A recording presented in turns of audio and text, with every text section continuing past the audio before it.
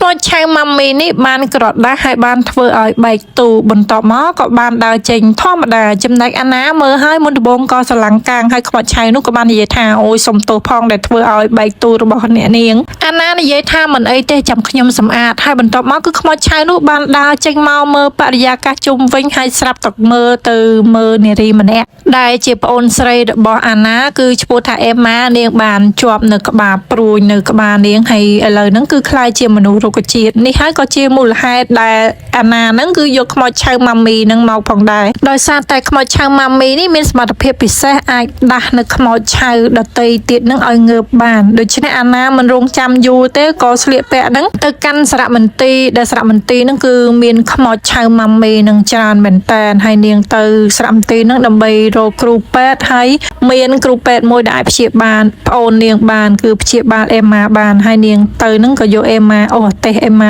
ទៅជាមួយផងដែរទៅដល់សារមន្ទីរហ្នឹងជាប់សោខ្មោចឆៅម៉ាមីហ្នឹងក៏ប្រើវិធីសាស្ត្របើកសោហើយក៏ជួបអ្នកយាមខ្មោចឆៅហ្នឹងក៏សណ្ដំចិត្តអ្នកយាមអាណាបានបើកមឈូសមួយទៅមួយដើម្បីសួររកថាអ្នកណាជាគ្រូពេទ្យអត់មានអ្នកណាដឹងថាម៉ាមីមួយណាជាគ្រូពេទ្យទេអស់តម្រេះហើយអាណាក៏បានបើកមឈូសរបស់ព្រះចៅផារ៉អុងដែលជាខ្មោចឆៅម៉ាមីហ្នឹងក៏បានភ្ញាក់បន្ទាប់មកព្រះចៅផារ៉អុងហ្នឹងក៏បានទៅចិត្តអេម៉ាហើយដកព្រួយនឹងឆៅពីអេម៉ាតម្ដងបន្ទាប់មកអេណាឃើញអញ្ចឹងហើយនាងស្រែកប្រាប់ថាមិនក៏ធ្វើអញ្ចឹងបន្ទាប់មកខ្មោចឆៅម៉ាមីហ្វេរ៉ូហ្នឹងក៏បានថើបអេម៉ាហើយអាណាសួរថាធ្វើអញ្ចឹងបានលទ្ធផលដែរចាអេម៉ាគឺបានងើបមកវិញ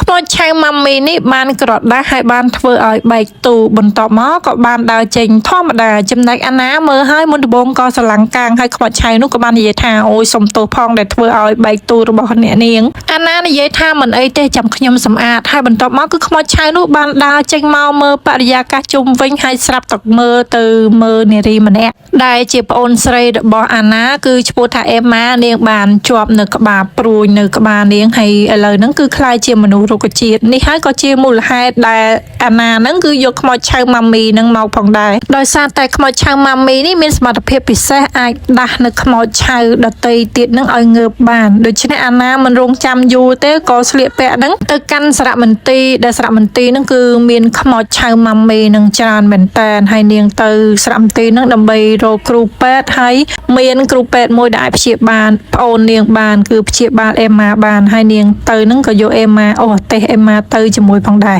ទៅដល់សារមន្ទីរនឹងជាប់សោខ្មោចឆៅម៉ាមីនឹងក៏ប្រើវិធីសាស្ត្របើកសោហើយក៏ជួបអ្នកយាមខ្មោចឆៅនឹងក៏សណ្ដំចិត្តអ្នកយាម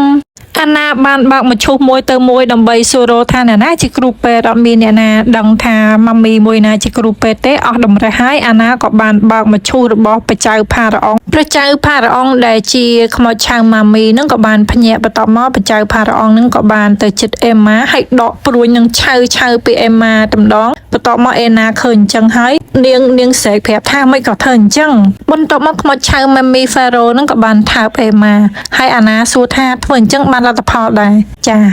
អេម៉ាគឺបានងើបមកវិញ